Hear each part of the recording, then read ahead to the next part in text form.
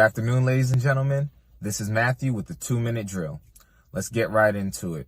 To start off things, Max Strus had a crazy game winner in last night's game against the Mavericks. Even though Luka Doncic put up a great performance, it wasn't enough to stop the last-minute heroics by Max Strus. Being down 1 point with only a few seconds left, Max Strus inbounds the ball, Evan Mobley passes it back to him, and he drains it from 57 feet. This was the second longest game winner in NBA history, only behind Devontae Graham's 61-foot game winner back in 2021. The Cavs have been on a roll this season. Can't wait to see what they do in the playoffs. Now, let's move on to the Warriors and the Wizards. This was one of the roughest games we've seen from Curry in a very, very long time. I mean 2019 long, which was the last time he scored 0 points in the first half.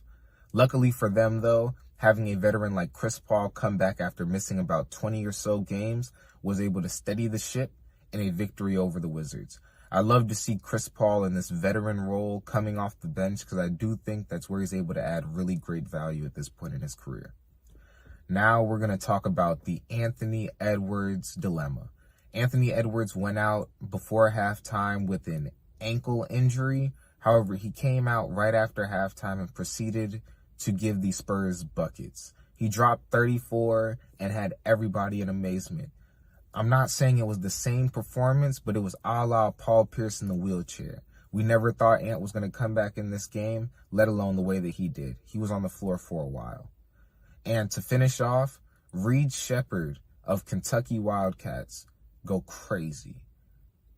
He hits a game-winning floater against Mississippi State. And maybe most people are like, oh, we see a game winner all the time. But this was a true freshman in a big moment. We love to see it. It's been the 2-minute drill.